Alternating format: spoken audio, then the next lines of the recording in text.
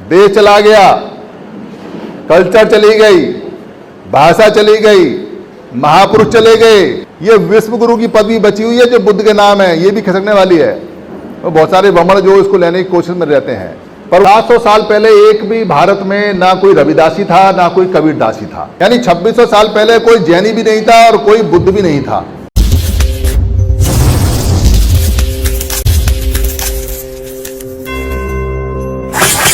तो आखिर क्या कारण है? क्या कभी पहले कभी एक वेग थे भी या हमेशा से टूटते चले आ रहे हैं?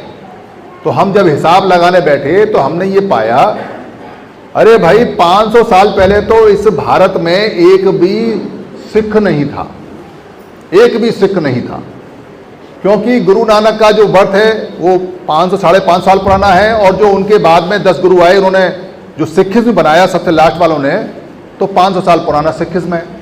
इसका मतलब पूरी दुनिया में सिख नाम ही नहीं था, कहीं से सिख नाम की कोई कम्युनिटी नहीं, कोई मत नहीं, कोई समुदाय नहीं। फिर देखा कि भाई ये जो कबीरदास जी हैं या जो रविदास जी हैं, इनका कब से है? तो इनका भक्ति काल से पता चलता है कि ये अभी 700 साल पुराने रहे हैं। 700 साल पहले एक भी भारत में ना कोई रविदासी था, ना कोई कबीरदासी था, और ना कोई गुरु घासदास था, ना ही कोई गार्ड के साहब का मालिक था, क्योंकि गार्ड के साहब का तो बाबा साहब के साथ है। तो इसका मतलब ये है कि उससे पहले ये क्या थे?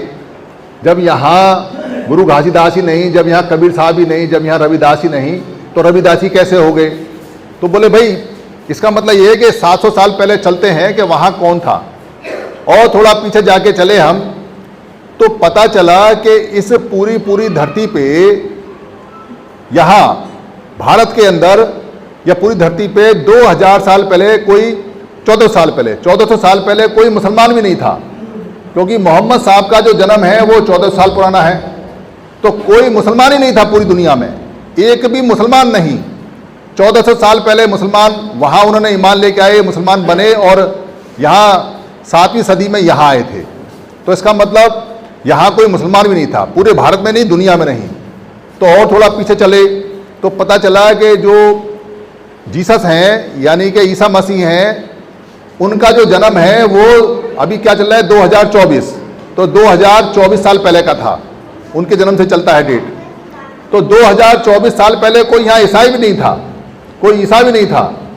तो और थोड़ा पीछे चले तो पता चला कि ये जो बुद्ध और महावीर हैं, इनका जन्म 2600 साल पहले हुआ।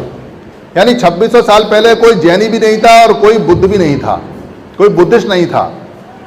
और ये जो अम्बेडकर राइट है ये तो अभी 100 साल की बात है, ये तो सब आप जानते हो। या जो काशीराम वाले हैं, जो काशीराम को अपना संत मानते हैं, वो तो अभी की बात है, वो सब आप जानते हो।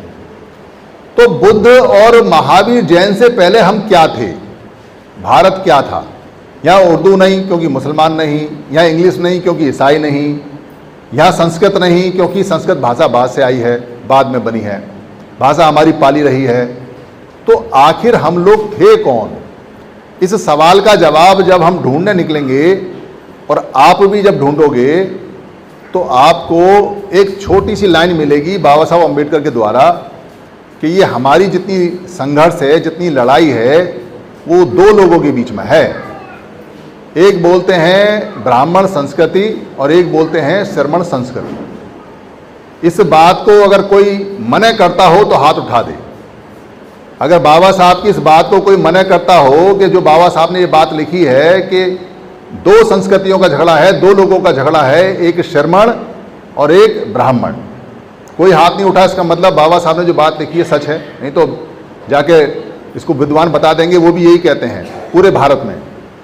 तो ब्राह्मण का तो आपको पता है, ब्राह्मण तो आपको जगह जगह दिखाई देता है।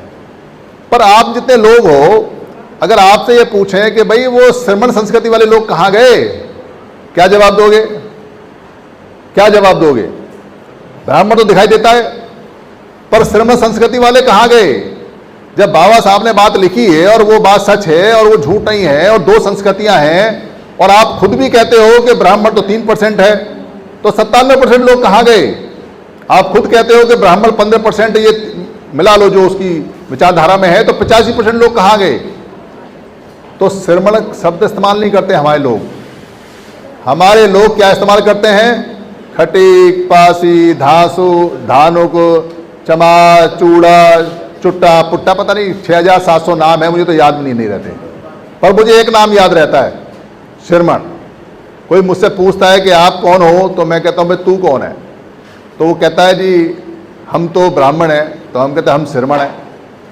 कह रहा है जी आपकी जात क्या है, तो मैं पूछता भाई तेरी जात क्या है, तू बता दे। तो कहते हमारे अंदर तो जात नहीं होती, ये बात सच है, ब्राह्मण में जात नहीं होती।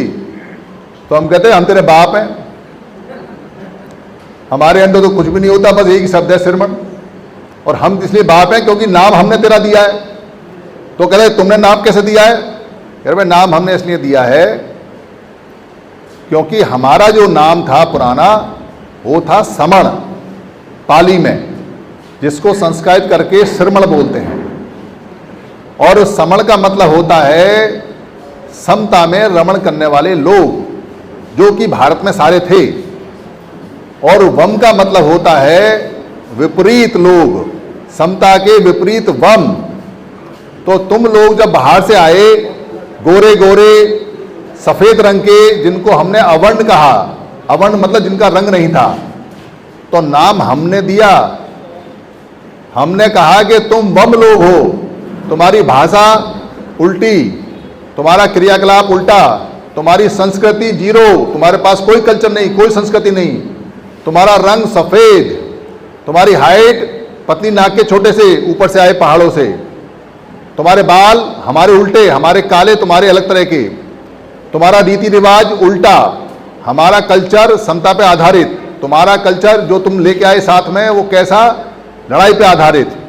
तो हम पाली में वम बोलते थे, वम माने उल्टी, वमती, ये कहते वम आ रही है, ओ कहते वम आ गई, वम इसको वम आ रही है, यानी उलट, उल्टी। तो हमने नाम दिया वमता में रमण करने वाले, उल्टे लोग, उल्टे तरह की कल्चर वाले लोग, उल्टे तरह की सभ्यता वाले लोग।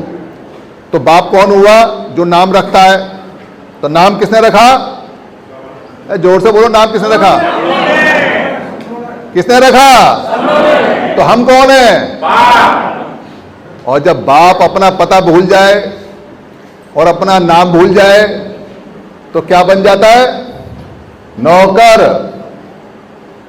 देश चला गया, कल्चर चली गई, भाषा चली गई, महापुरुष चले गए, जमीन चली गई, खेत चले गए, जानकारी चली गई, राजा की जो पदवी थी वो चली गई, सेनापति की पदवी थी वो चली गई, ये विश्व गुरु की पदवी बची हुई है जो बुद्ध के नाम है, ये भी खिसकने वाली है।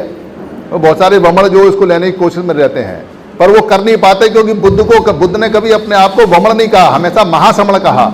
ये थोड़ी मुश्किल होती है कि बुद्ध को महावमण कैसे कहें, वो तो महासमण है। इसलिए ये ओरिजिनल भाषा का नाम है। अगर आपको ये पुरानी भाषा में समझ में आता है समण, बहुत अच्छी बात है, और अगर नहीं समझ में आता तो श्रमण तो समझ में आता ही है।